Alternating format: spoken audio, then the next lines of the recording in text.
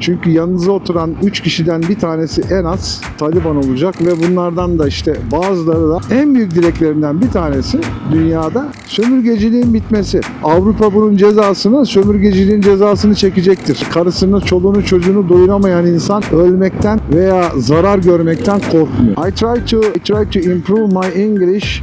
Bir motosiklet tamircisi, Yamaha servisi. Evet, hata 1. Eldiven takmamak. Hata 2. Eli yere koyma refleksi. Eldiven falan kullanmayacağım ya. Fotoğraf çekeceğim biraz.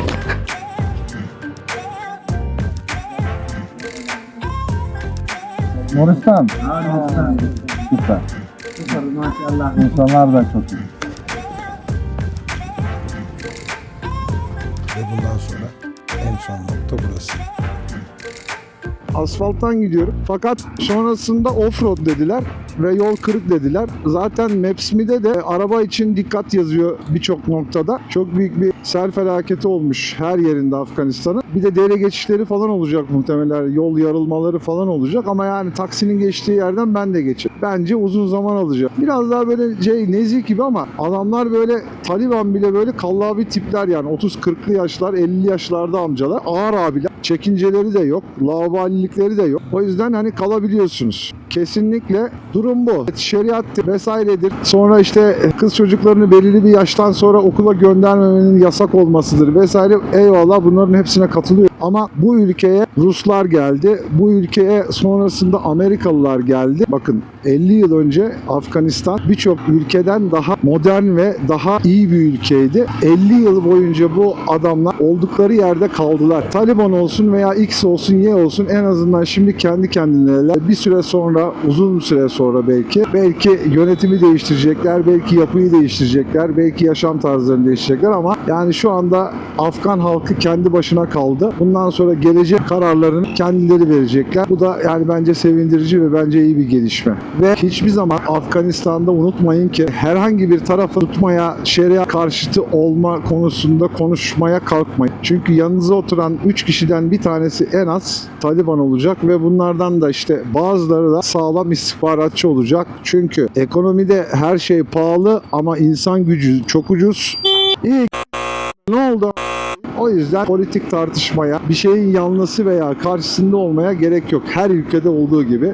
Zaten benim hoşuma giden bir şey değil. Ülke neyse sen o ülkeye ziyaret ediyorsan sistemini eleştirmeyecek. Evet Taliban teröristti. Amerika neydi bu ülkede? Veya Rusya neydi bu ülkede? Sömürgecilik terörizmden daha mı iyi bir şey? Özgürlük götürüyoruz. Özgürlük götürüyor. Götürün bakalım özgürlüğünüzü. Tek dileğim, en büyük dileklerimden bir tanesi dünyada sömürgeciliğin bitmesi. O kadar ülke gezdim.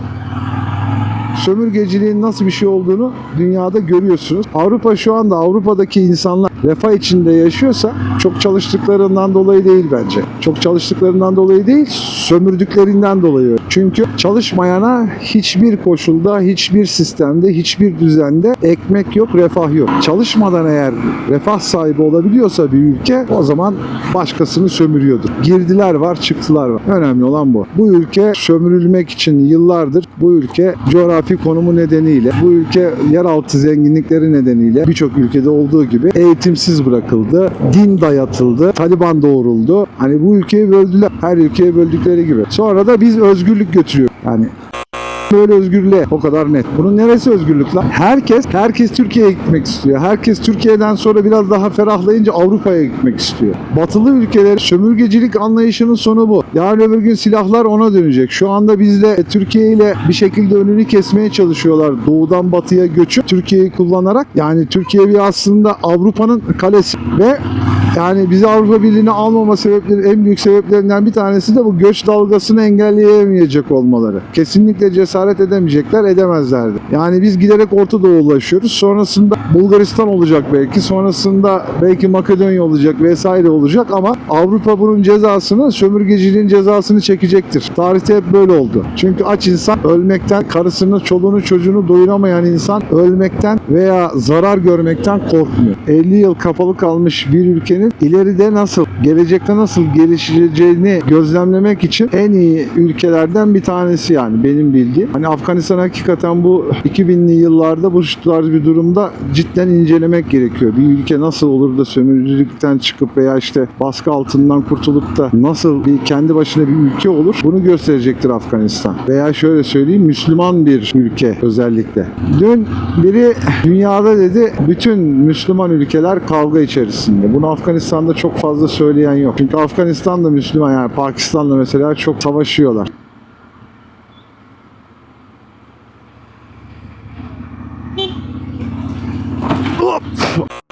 Buraların köyleri iyi ha. Baksana çocuklar falan bence hocaya gidiyorlar. Hocaya diyorum, evet. Camiye gidiyorlar. Bu da bir Taliban abi. Sağlam bir Taliban abi bu. Söyleyeyim size. Yani artık anlıyorum ben. Elindeki teçhizata göre az çok anlayabilirsin yani. Motora bakım yapmam gerekiyor. Ufaktan böyle ötmeler duymaya başladım. Yani 3 gün ben dinleneceğim zaten ya gittikten sonra. Kesin net yani, ne olursa olsun yani. Kimse de umurumda da değil. Abi duramam, kusura bakma. Videoyu kesmeye çalışıyorum. Hani diyorum ki yeter artık bu kadar. Ama bir türlü kesemiyorum ya. Yani var ya, Türkiye'de olsa şu köyden geçerken bile zilyon tane fotoğraf çekerdim. Öyle yani, net. Artık yani fotoğraf körü, manzara körü olduk. Vallahi ben korkuyorum. Fıçık ses geliyor. Böyle iyi. Ben bu yolda böyle saatlerce giderim. Ya ben bunları YouTube'da paylaşacak mıyım onu da bilmiyorum ha. Yani YouTube'da ben nasıl bir sayfa yapacağım onu da bilmiyorum. Veya YouTube'un ismi ne olacak onu da bilmiyorum. Bir yalnız gezenin düşleri mesela olabilir mi falan böyle. Kafa nereye, ben oraya. Bence vardır. Her yerden uzak. O da olabilir. Bak bu olabilir ha. Her yerden uzak. İlginç yani. Hani ne yapacağımı inanın bilmiyorum. Yapmayı da bilmiyorum.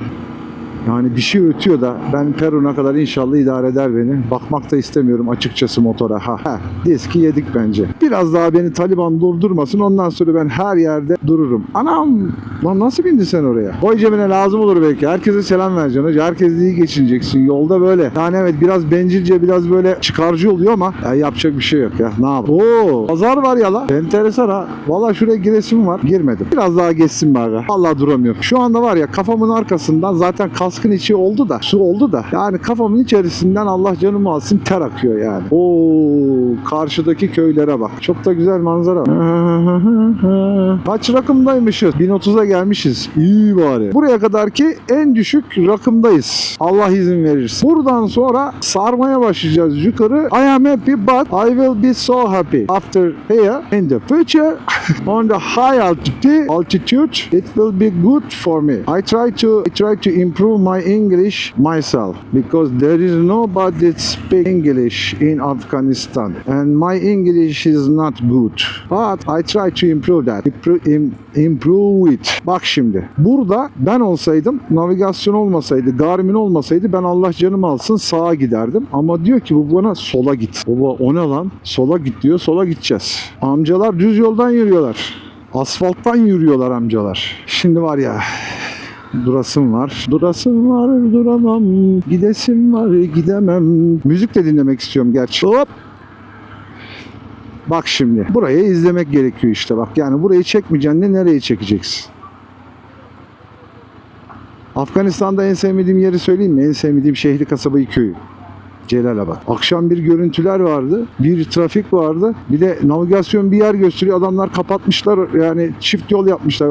Ayırmışlar yolu. Dolan Allah dolan. Neredeyse ağlayacaktım yani. Hani ya bildiğin adamlar o tuktuklarla, yani o küçük arabalarla dokunup duruyorlar çantalara ya geçerken. O derece. Lan var ya, çanta olmasa boku yedik ha. Koruyamayacağız kendimizi. Öyle pis bir yer olmaz. 20 dakikada çıkarız dedim. 40 dakikayı buldu. Anam ağladı lan. Burada zengin dayılar var. Baksana lan arabalara. Efsane ha. Şimdi bence burası da evet, yükseklere çıkmadan önce son yer. Muhtemelen de turizm de yapıyorlar.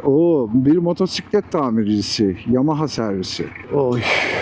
Temiz bir nehir gördük en sonunda. Bu temiz bir nehir gördüm. Ben burada yıkanırım ha. Vallahi bak. Kayıyoruz. Neyse. Anam bu abi. Hop. Bu abi fotoğraf çekmeliyim.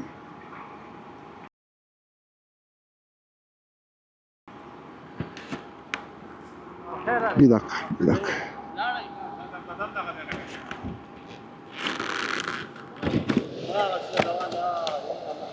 Selamünaleyküm. Aleyküm selam. Come Generali. Taliban. Huh? Taliban. Taliban. Okey.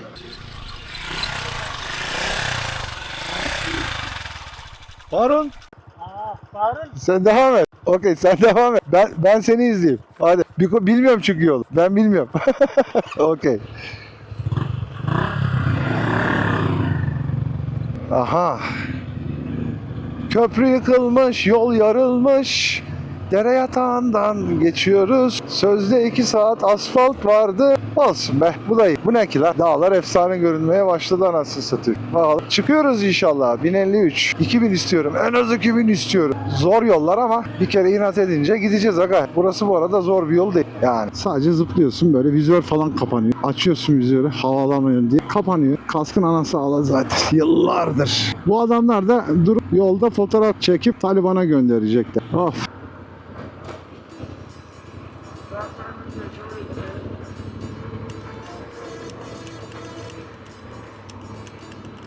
Bir saatlik yol asfalt dediler. Yarım saat olmadı. Ay, çekil abi, duramam. Durursam kalkamam. Aman aman aman. Rahatladım biraz be. Oh, sal M2 ile gitsin aşağı doğru.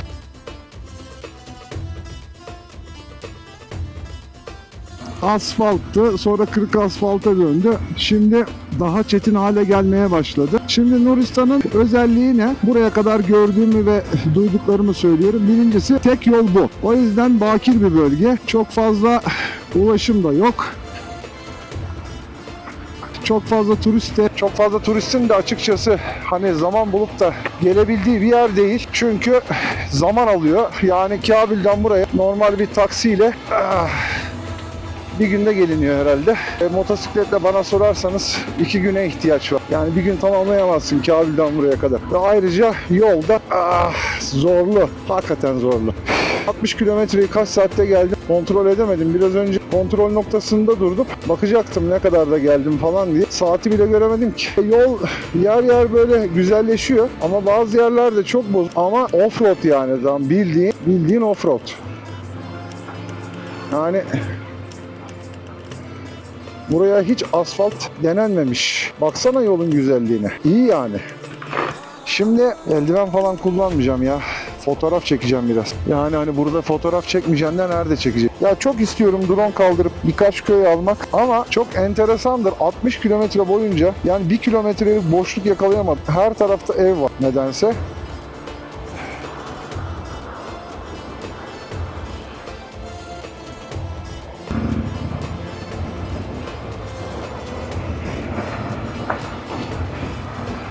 Güzel yapmışlar yolu. Allah için yani şuraya güzel yol ya. Ama 120 kilometreye hadi de ki bunun 20 kilometresini düş abi. Ama hani fazlası değil ha. 20 kilometre 15 kilometre hatta düş 100 kilometrelik böyle bir offroad yapıyorsunuz. Ve kaya zemin olduğu için ya insanı motor yoruyor. Zıpla Allah zıpla. Lastik basışları da düşürdüm biraz ama yine de yemedi ya. Şimdi bir Taliban daha var. Bu sağlam harbici Taliban. Bunlar rahat durduracak beni yani kesin. Baksana abilere. Abiler iyi. Ana maskem var lan onda. Ha tabii tozdan. Bu adam beni takip ediyor.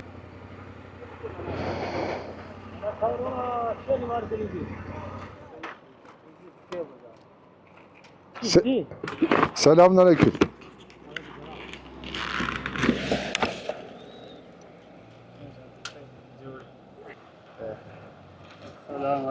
Aleykümselam. Hep dediğini demem. Arif Zara bende ne yapıyor? O hele zaten zaten. Markaz ke store jitte वाले को. Ha?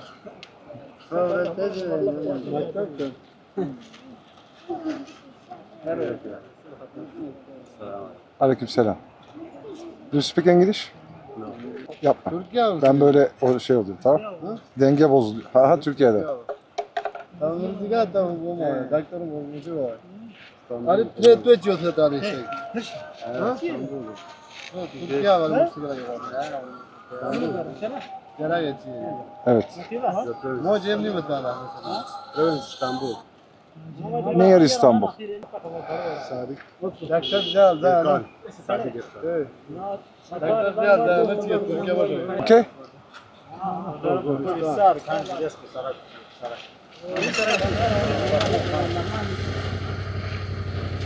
Mam ne diyorsun? Mario. Nuristan. Evet, evet, evet. Nuristan, evet.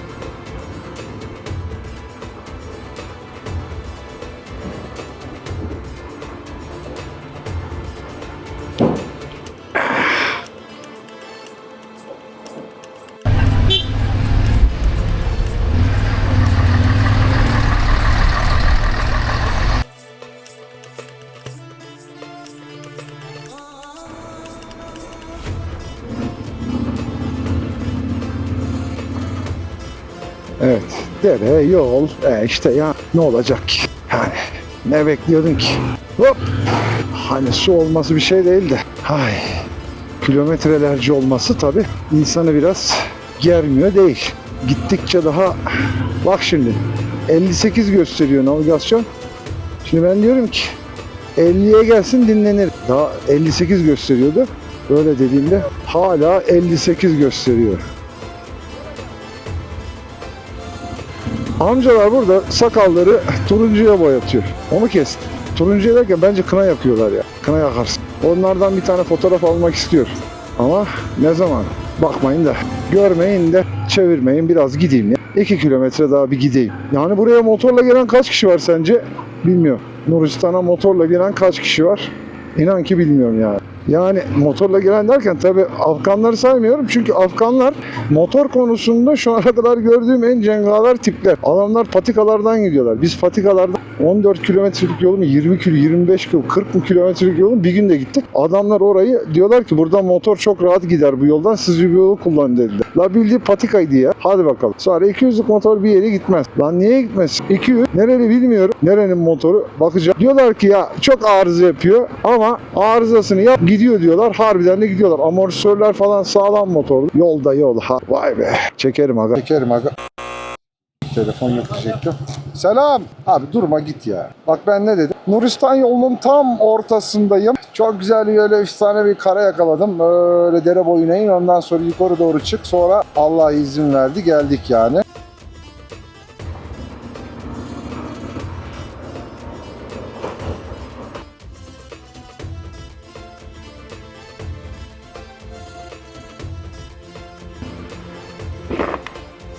Selamünaleyküm. Niye Farsi, niye Peşto, niye Urdu? Okey? Sağ ol. Teşekkür.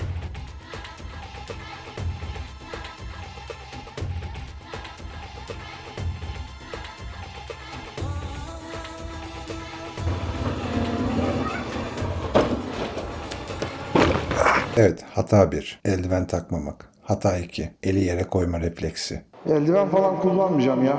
Fotoğraf çekeceğim biraz. En sağlam düşüşlerden birini gerçekleştirmiş olduk. Bakalım ne darbe aldık. Hayır hayır hayır. Korkma korkma.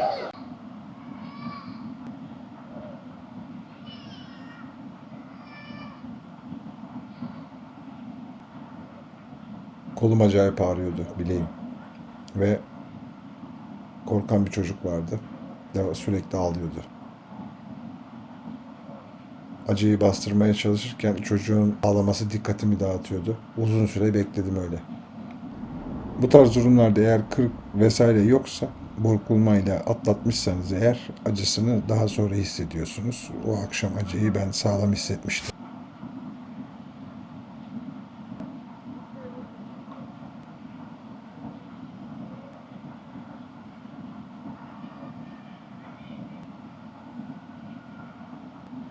Eğer birileri size yardım ediyorsa ve o anda kaldırmanız gerekiyorsa, bir yardım gelmişse acıyı unutman gerekiyor zaten.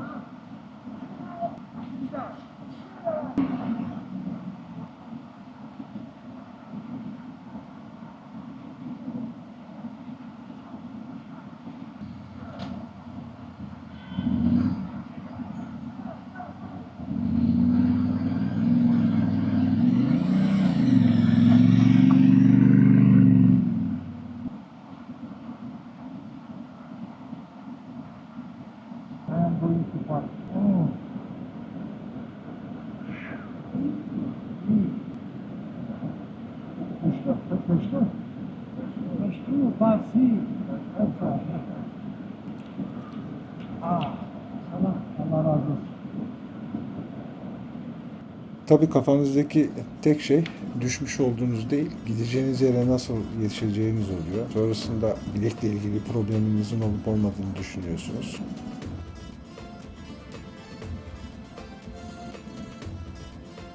Ve kendinize güzel bir şey bulmak zorundasınız sanırım. Böyle güzel bir manzara gibi. Buraya neden geldiğinizi, ne amaçla geldiğinizi düşünüyorsun. Ayrıca hiç kimse sana kolay olacağını söylemedi zaten.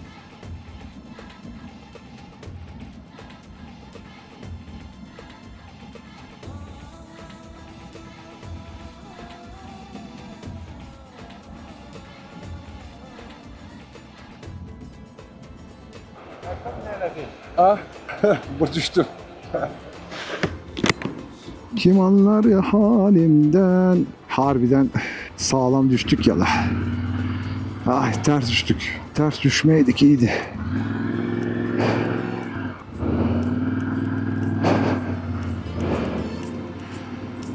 Yani yalnız Elcik rüzgarlığının ucu kırıldı. Fakat motora gram bir şey olmadı. Şu saf çanta olayı her zaman dediğim bir şey. Önde de benim sol çanta, sağ tarafta yağmurluk vesaire var. Yumuşak, sol tarafta da ayakkabı ve terlikler. Koruyan bir şeyler koydum oraya. Sert bir şey koymuyorum. Yani yumuşak bir şey koyuyorum ki esnesin biraz.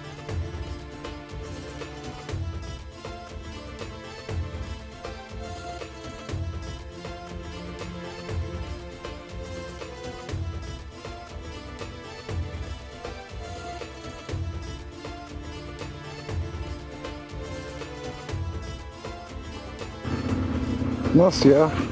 Asfalt var lan. Asfalt var oğlum. Şaka mısınız lan? Bu kadar. Asfalt bu kadar. Ama bunu asfalt. Allah Allah. İlginç.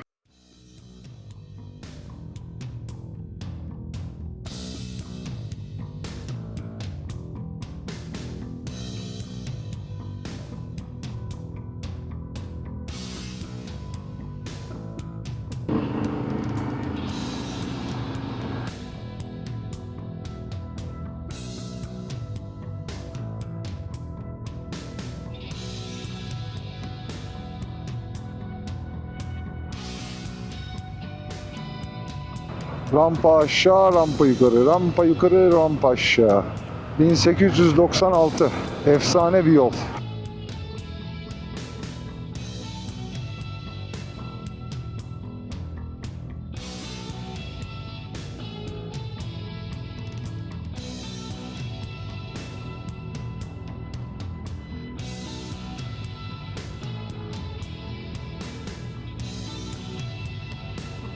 Navigasyon diyor ki mola vermedin diyor uzun süredir. Nasıl vereyim lan? Bak mesela anında burada gal işte yani.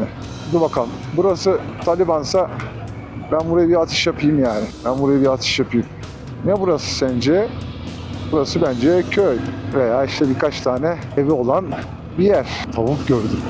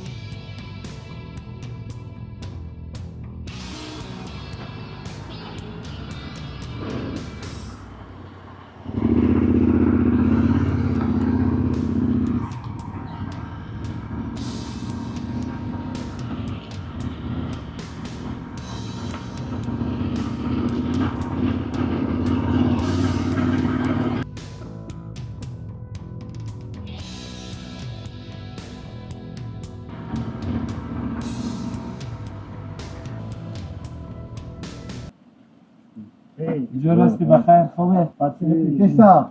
Allah kuşağımı da bir yer vuracak Allah. Türk. Bir yer vuracak.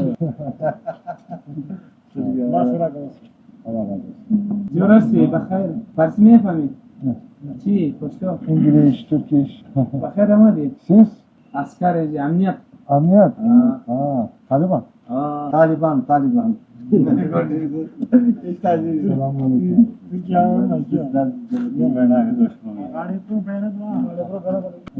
Oy.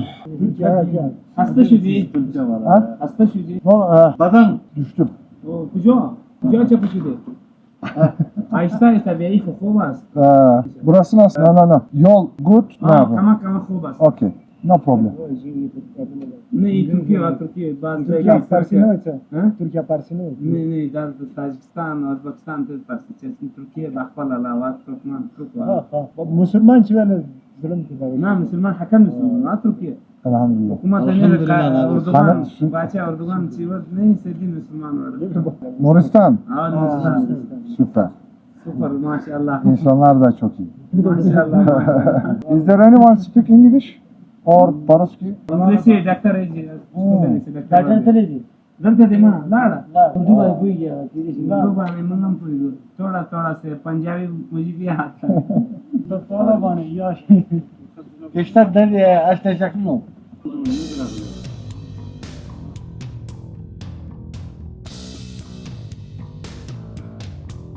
Buralarda düşmemem gerekiyor artık çünkü artık hakikaten kimse kalmamaya başladı. Yani ben buradan motor kaldıramam. O yüzden dikkatli olmakta fayda var. Ya çok sert yolmuş ha. Yani Nuristan çok güzel diyorlar. Afganistan'da sanki herkes gelmiş gibi konuşuyor ama yani saatte bir falan araba görüyorsun belli bir yerden sonra. Oho.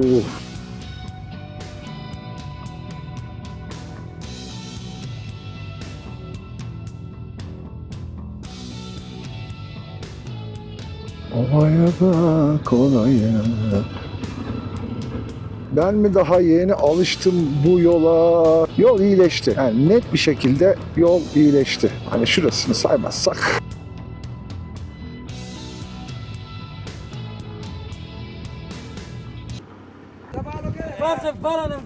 Nuristan'da kriket.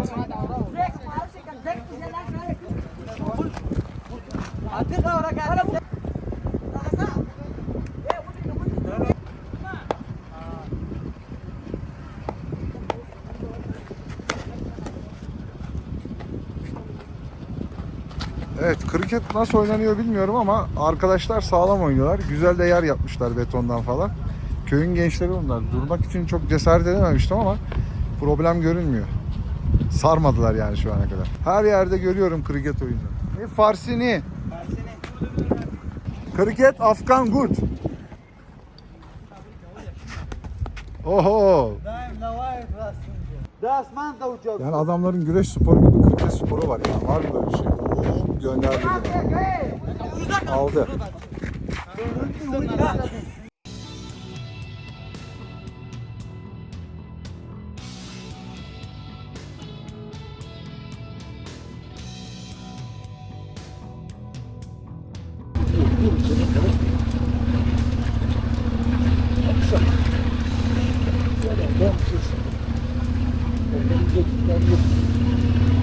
Basıp ölüyor falan oluyor ama öyle olmuyor biraz.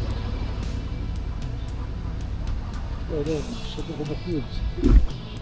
Soldan gitsek stres. Soldan gideceğiz. Oh.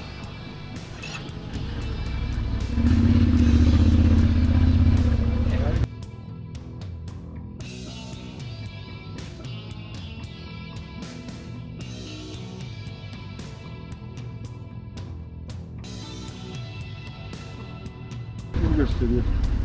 Uzayıp seyirci en yakın neredeyse o da olarak onu veriyor.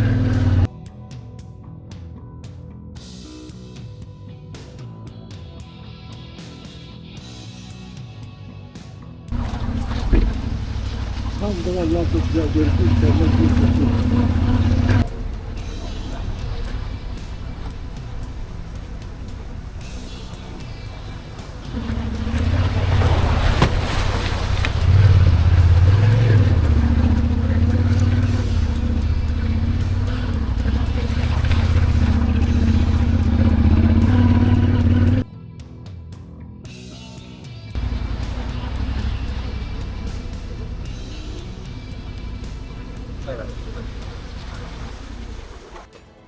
Gerçekten mükemmel bir yoldu.